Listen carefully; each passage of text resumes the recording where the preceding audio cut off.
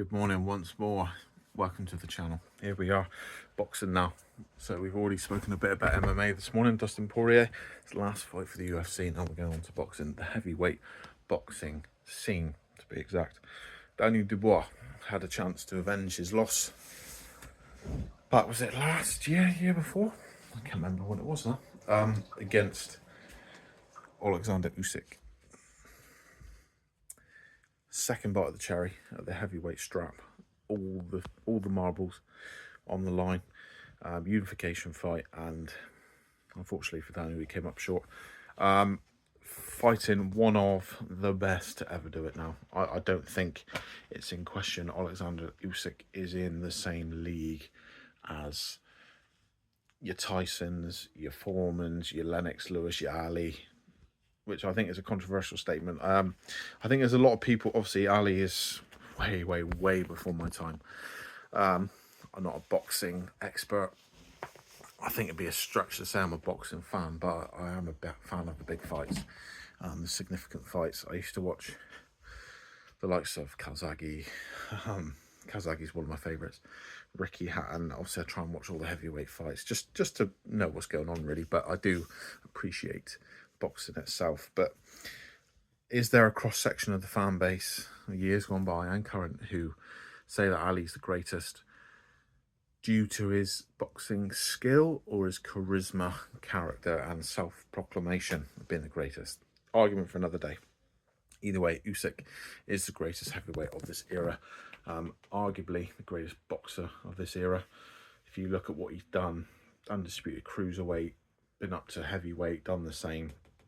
He's cleaned out a generation of heavyweights and made a couple of those heavyweights look a little bit pedestrian and a little bit, in Anthony Joshua's case, he's made him look a little bit shit. Not shit, that's the wrong word. He is recalibrated people's thinking on Anthony Joshua. Beating Joshua twice, beating Dubois twice, beating Chisora, beating Tyson Fury twice. Now, Tyson Fury wants that third fight. In some ways, he may just get it because there is no obvious contender. Joseph Parker's probably next in line. People talk about, is it Matoma? Miles? Shows my boxing IQ. The young British lad who can bang. Seriously bang, but there is no obvious. Parker's next in line, but there is no one obvious knocking on the door to claim that spot as number one contender to Alexander Usyk's throne. That was Dubois. Dubois, hopefully this will humble him a little bit. I'm not trying to be one of the classic British people who is quick to build someone up and then knocks them back down, but Dubois, great fighter though he is, this sort of tactic of trash talk, it doesn't suit him. He looks like a really good guy, really great guy, hell of a fighter, don't get me wrong, but not the sharpest tool in the box, you could argue. Certainly not as sharp as, say, a Tyson Fury on his day, or in terms of wit, we go back to Ali. But there, his coach Don Charles is a polarizing figure. Obviously knows what he's talking about, but in terms of calling Usyk a cheater and he's not this, he's not that, a lot of that is sports psychology and, you know, kidology and trying to get in his head and all that. But hopefully Dubois changes his approach now, because seeing him more confident is great, but when he's been brash and rude, it doesn't suit him. It doesn't suit him at all. To the fight then. Usyk was imperious from the first bell. There is no two ways about it. Daniel Dubois had some moments. I remember a right hand that caught Usyk on the chin, on the end of the chin, if you like, but Usyk was imperious from the first bell, and it was obvious that it was never going to go the distance. I think Dubois, in his heart of hearts, knew halfway through the first round he wasn't going to win that fight. He would have had belief, he would have had desire, he would have had that sort of inner fire like all fighters and all boxers do, think he could have gone on and done it. And it's heavyweight boxing, heavyweight combat sports. One flush punch on the chin or on the side of the head, on the dome, can change everything. But Usyk was just sharp. He took it up the gear every time Dubois sort of caught up with him. He took it up at a gear. He was too elusive, too smart. The ring IQ, even for a layman and a casual such as myself, it is a joy to watch. He's never in the wrong position.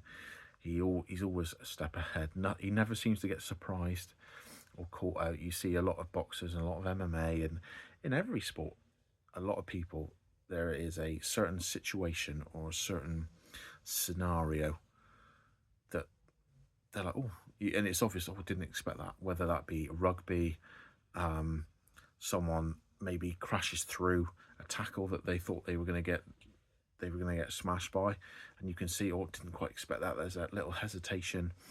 Football, when maybe a striker doesn't anticipate that the defender's going to miss the cross, thinks the defender's going to head it away, they get it. MMA, maybe they think a kick is going to get blocked and it doesn't.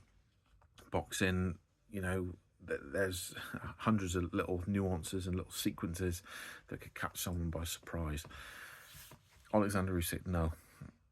It's like he knows exactly what's going to happen, and he is just so elusive and so smart and so quick, and he's always putting his opponent on the back foot, whether that be through his movement, his pressure, his own power. Everyone makes out that he's some tiny heavyweight. He's still a heavyweight. He can still knock out 99% of the population if he catches them on the chin. He's just next level, isn't he? Different gravy. Just downed Dubois in the fifth. He taken it through the gears throughout the fight. Dubois was struggling to keep pace with him. Downed him in the fifth, and I thought for a second, oh, this is going to be a test, because Dubois hasn't got the best track record of getting up off the canvas. No disrespect intended. That is just the truth. And against Dubois, against Usyk, in the first fight, a lot of people said that he quit off a jab. It wasn't a left hand over the top shot from Usyk. No bones about that. But for someone like me to sit here and say that is risky, because I've never been in that situation at that level, when any level really in boxing. So it was interesting to see what would happen, and he climbed up and he was ready to go. So that was, from strictly neutral watching it. Obviously, I'm from Britain, from the UK. I like Alexander Usyk, and I like his legacy. I respect his legacy, but I did want Dubois to do well. I thought, oh, God.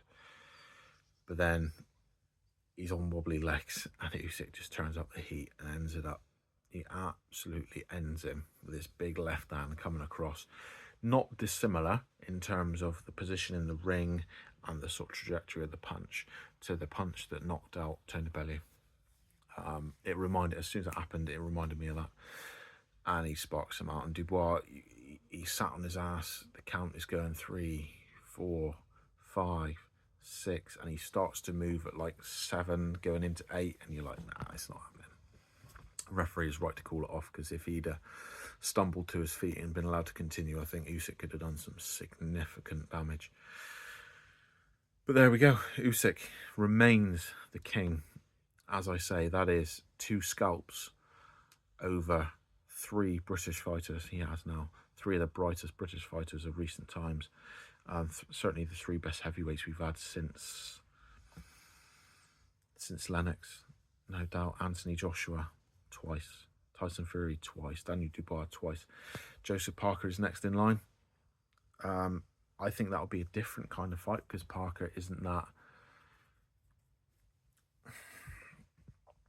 Joshua and Dubois are quite similar. Power punchers, athletes. Tyson Fury, not so much a power puncher, more of a boxer, but big. big man, huge size, all three of them. All three of them significantly bigger than Usyk. Joseph Parker, bigger than Usyk, not as big. Could he pose Usyk some different problems? A bit more flight of foot, a bit better balanced. Who knows?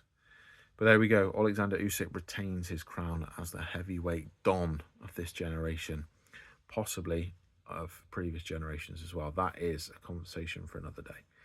Thank you for watching. See you on the next one.